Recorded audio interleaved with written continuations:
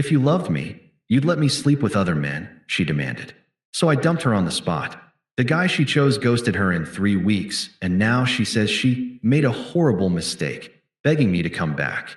Hey viewers, before we move on to the video, please make sure to subscribe to the channel and hit the like button if you want to see more stories like this. Thanks. The ring was in my sock drawer, hidden inside a hollowed-out copy of The Count of Monte Cristo.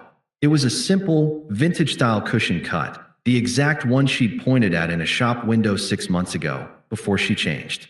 If you'd asked me 4 weeks ago, I would have told you I was the luckiest guy in the world. My girlfriend Sarah and I had been together for 4 years. We had the kind of relationship people aim for, a comfortable, worn-in kind of love built on stupid inside jokes, forever memorialized as the Great Mustard Incident of 2022, and a perfectly synced Google Calendar. I'm an architect. I build things to last.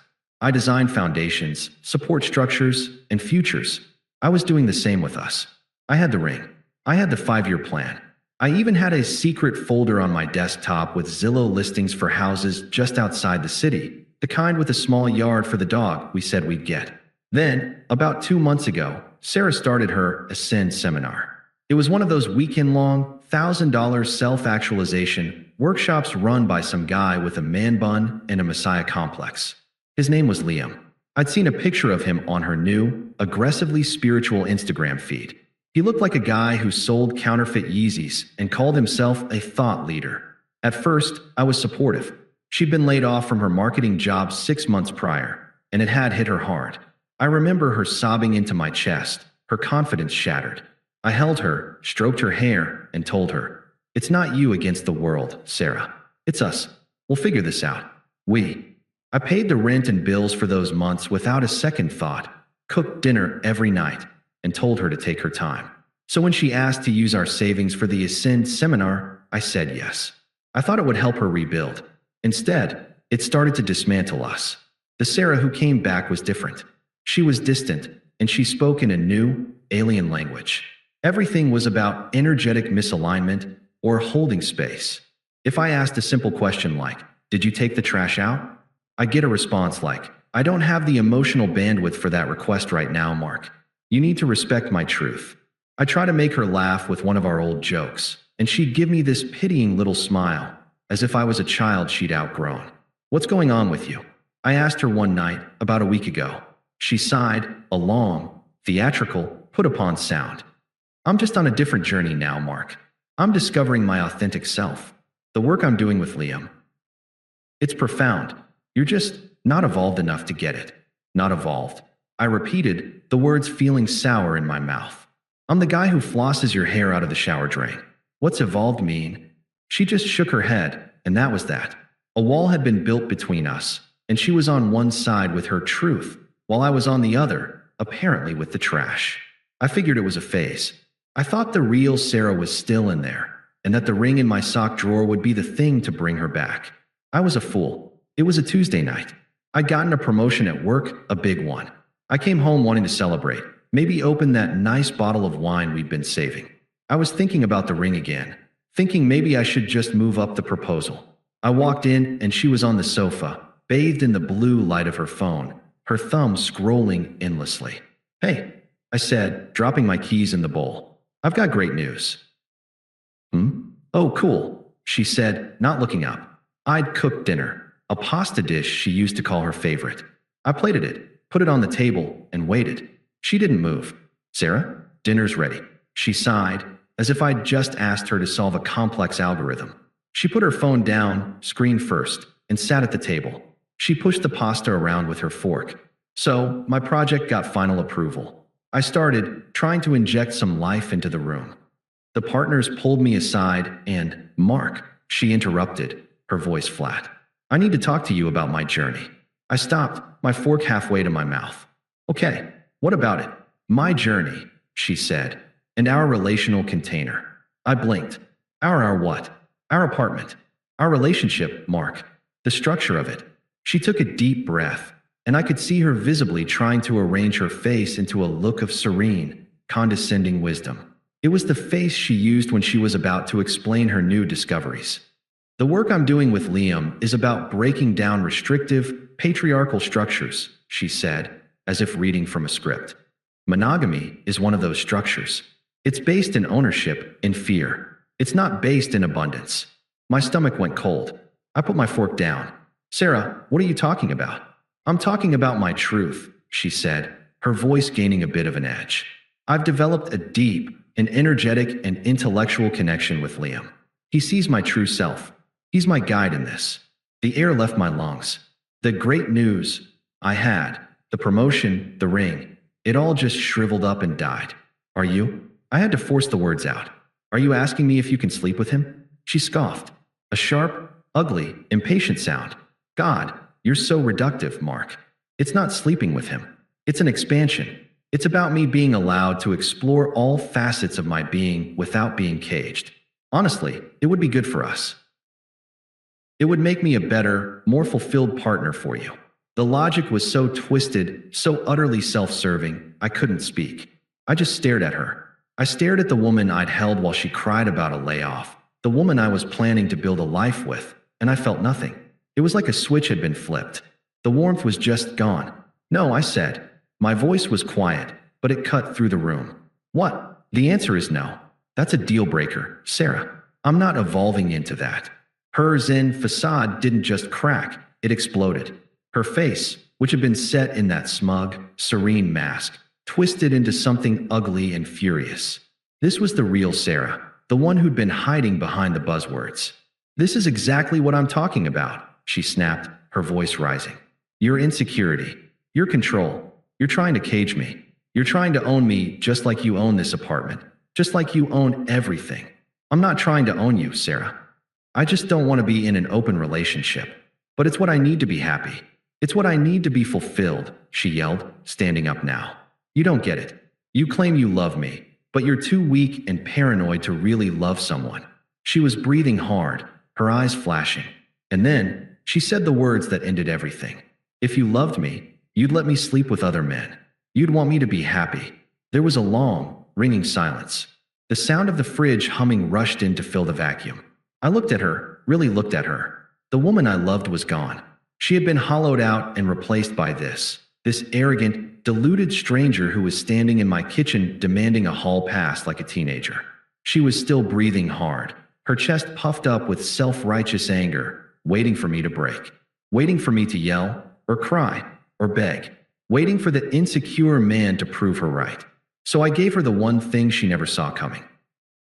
I smiled, a small, tight, sad smile. You're right, I said, my voice perfectly level. Her face instantly relaxed, shifting into a smug, victorious look. She thought she'd won. See, she said, her voice dripping with condescension. I knew you could understand.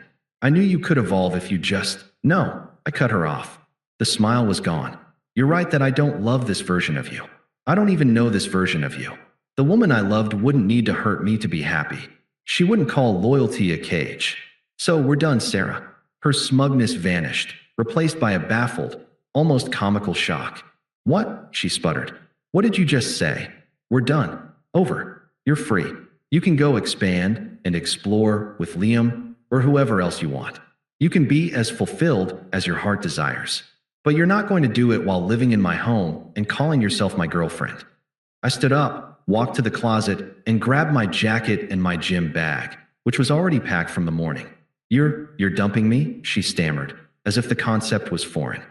You're throwing away 4 years because you're insecure? Because of one little request.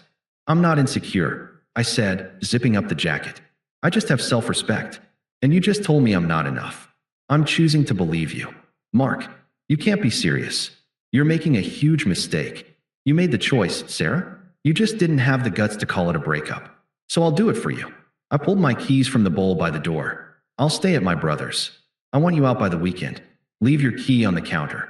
Mark, wait, she shrieked, the anger and panic finally mixing. You're just going to walk out? You'll be back. You'll be begging me to come back in a week when you realize what you lost. I paused at the door, one hand on the knob, and looked back at her. The pasta I'd cooked was getting cold on the table. The bottle of wine I'd bought to celebrate was still on the counter. The only mistake I made, I said, my voice dead calm, was wasting my money on the ring in my sock drawer. I didn't slam the door. I closed it quietly, clicked the deadbolt, and walked away. I heard her scream my name from the other side, a muffled, furious sound. I just kept walking and never looked back. The first few days were numb. I operated on a cold, clinical autopilot. I called my brother, who just said, "Her loss, man. My couch is yours." I called our landlord and explained that my tenant was moving out, and I needed to start the paperwork to have her removed from the lease. I went to our joint bank account, the one for utilities and groceries, and transferred my half of the money out. Then I sent her a single, final Venmo request for her half of the last electric bill. The note just said, "Final total." I changed my passwords. Netflix, Amazon, Hulu, Spotify. The digital untangling of a life. On Friday, 3 days after the breakup, I had a moment of weakness. I typed her name into the Instagram search bar. Her profile, which had been quiet for a week, had a new post. It was from 2 days ago, the day after I left. It was a picture of her and Liam.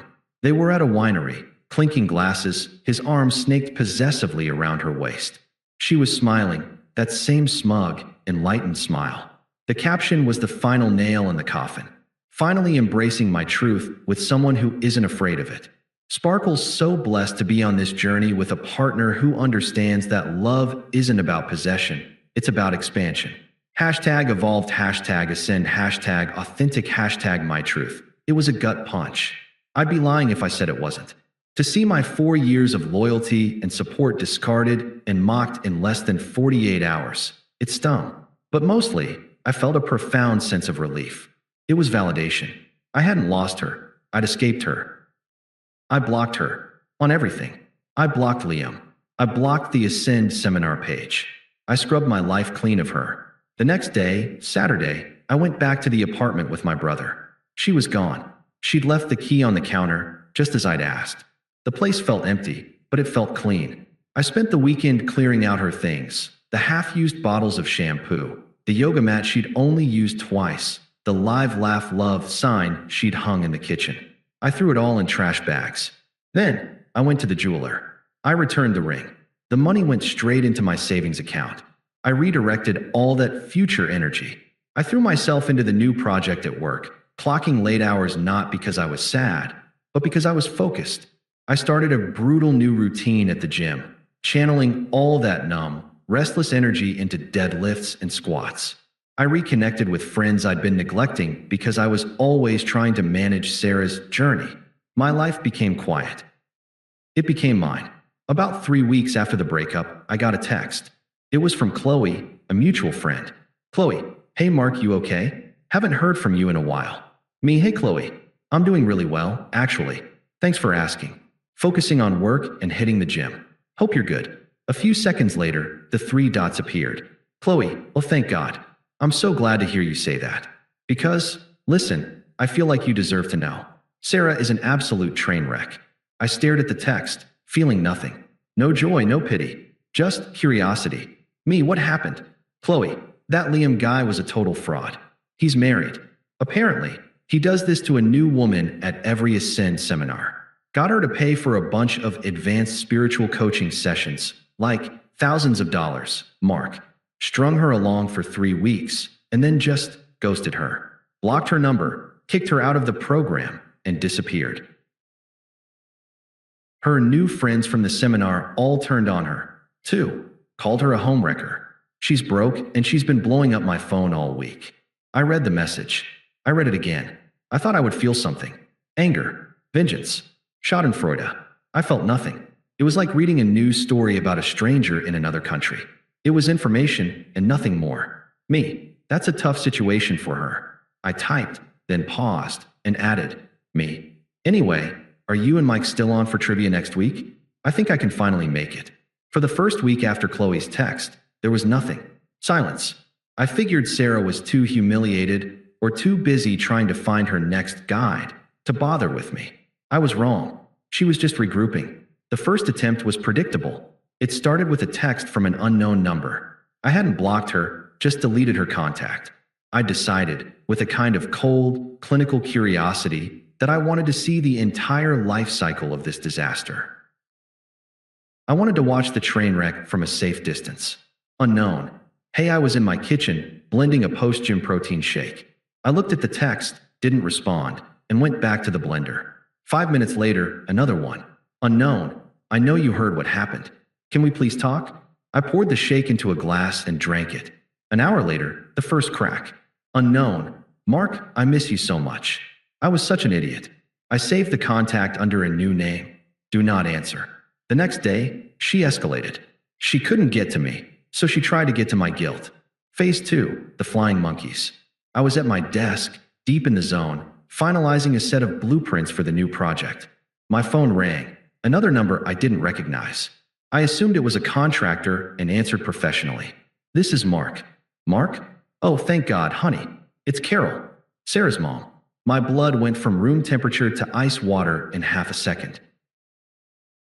She had always been nice to me, but in that way that felt conditional, the "you're a good provider for my daughter" kind of nice. Hello, Carol, I said, my voice flat, all professional warmth gone. Mark, I'm so worried about Sarah. Her voice was a high, saccharine whine. She's not eating. She's broken. That monster, what he did to her, it's just criminal. She told me everything. He completely manipulated her. She was already spinning the narrative. Sarah wasn't a cheater, she was a victim. And I was the guy who was supposed to rescue her. She needs you, Mark, Carol pleaded. She loves you. She just got confused by that awful man. She knows she made a mistake. She just needs her rock back. I leaned back in my chair, looking at the blueprints on my screen. The solid, logical, predictable lines of a foundation. I'm sorry she's having a hard time, Carol, I said, my voice as cold and hard as concrete. But that is not my concern anymore. Our relationship is over. The fake sweetness evaporated instantly. Not your concern, she snapped, her real voice, sharp and entitled, finally coming out. After everything we did for you? After we treated you like family? You're just going to abandon her when she's at her lowest? When she's been abused? What kind of man are you? I didn't justify. I didn't argue. I didn't explain. The kind who doesn't get taken for granted, I said. Please don't call me again, Carol. I hung up before she could respond. I blocked her number. I took a sip of water and went back to designing a load-bearing wall. Phase 3 was the full-on meltdown. It came 3 nights later. I was at the gym, in the middle of a new personal record on my deadlift. The world had shrunk to me, the bar and the floor. When I finally dropped the weight, gasping and flooded with endorphins, I checked my phone. 6 missed calls from Do Not Answer, and 1 new voicemail. I put in my earbuds, hit play, and started my cool down on the treadmill. Mark, please. Her voice was a ragged, hysterical shriek. I could hear wind and traffic. I'm outside your building. I wasn't, which was a small, grimly satisfying irony. I know you're in there. Just pick up. Please. I'm so sorry. She descended into a full, gasping sob. I'm so sorry. I'm the worst person in the world, I know. I was a moron. I was so stupid. I made a horrible mistake. There it was. The big confession. That guy. That liar. He meant nothing, she wailed. It was all you, Mark. It was always you. I was just lost, and he took advantage of me. The treadmill hummed beneath my feet. I'll do anything. I'll go to therapy. I'll get a new job. I'll sell my car. I don't care. I just need you back. I can't live without you. I love you. Just please. Please, Mark, call me back. I love you. The voicemail ended with the sound of her just weeping, a raw, ugly sound of pure desperation. I listened to the entire thing, my heart rate slowly returning to normal. I didn't feel anger. I didn't feel pity. I didn't feel anything. She wasn't sorry for what she did. She was just sorry it didn't work out. I pressed the 7 key. Message deleted. I put my phone back in my pocket, wiped the sweat off my face with a towel, and started walking home. The ambush came 2 nights later. She must have known my schedule, must have been waiting. I was coming home from work. It had been a long, productive day. I'd been formally given the new project, which came with a corner office and a significant raise. I was wearing a new, perfectly tailored suit. I felt good. I felt solid. I was carrying my leather briefcase in one hand and a bag of healthy Thai takeout in the other. As I walked up the path to my building's lobby, a figure detached itself from the shadows by the entrance. Mark. It was Sarah. but it wasn't the evolved, glowing, smug Sarah from the winery photo. This Sarah was a wreck. Her hair was a greasy, unwashed knot on top of her head. She was wearing the same stained sweatpants and hoodie she'd probably been in for days. Her face was puffy, her eyes red-rimmed and bloodshot. She looked like the physical embodiment of a bad decision. The power dynamic of our entire 4-year relationship flipped on its axis in that 1 second. She looked at me, in my new suit, and saw everything she'd thrown away. I looked at her, in her misery, and felt nothing but the urge to get inside and eat my dinner. "Sarah," I said, my voice calm. I didn't stop walking, just sidestepped her to get to the key fob sensor. "You shouldn't be here. This is my building. You need to leave." "No, wait." She lunged and grabbed my arm, the one holding my briefcase. Her grip was weak, desperate. "Please, just look at me. Mark, look at me." I stopped. I turned. I looked. "I'm looking, Sarah. I'm a mess," she cried, fresh tears starting to spill. "I'm broken. Don't you even care? Look at what he did to me. Look at what he made me do." "No," I said, my voice quiet but absolute. "He didn't make you do anything. You did this." I gently, but firmly, detached her hand from the sleeve of my suit. "But I love you," she insisted, her voice climbing back toward hysteria. "That's what I'm trying to tell you. I made a mistake, the biggest mistake of my life. But I love you. I'll prove it. Tell me what to do, and I'll do it. Anything, Mark. I'll be the perfect girlfriend again, I swear. I'll be anything you want." This was the moment, the final test. The old me would have caved. The old me would have seen the tears, felt the guilt, and tried to fix her. But the old me was gone. I'd buried him under a pile of deadlifts and new blueprints. "I'm happy now, Sarah," I said, and the simplicity of the statement hung in the air between us. "What?" she whispered. "I care about my peace. I care about the life I've built since you left." I looked her dead in the eye, my voice devoid of all emotion. "What you're feeling isn't love. It's regret. And you're not crying because you miss me. You're crying because your plan B failed." She recoiled, as if I'd slapped her. "No, that's not true.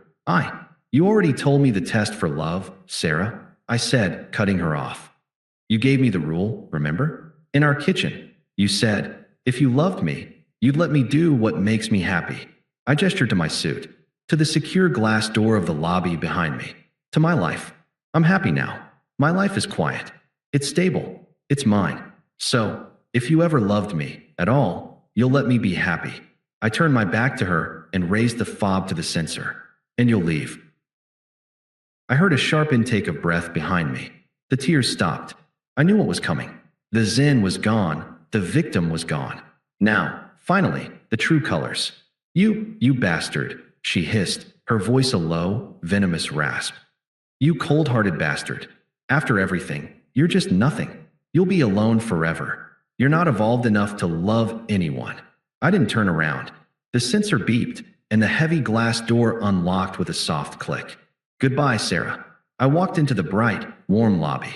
The door slid shut behind me, its lock engaging with a final, definitive thud. I didn't look back to see her standing in the dark. I didn't need to. I walked to the elevator, pressed the button for my floor, and pulled my phone out. I sent a text to my brother. "Thai food. You in?" By the time the elevator doors opened, she was already just a bad memory on the other side of the glass. Thanks for watching. Make sure to subscribe to the channel and hit the like button. What do you think about this story? Share it in the comments.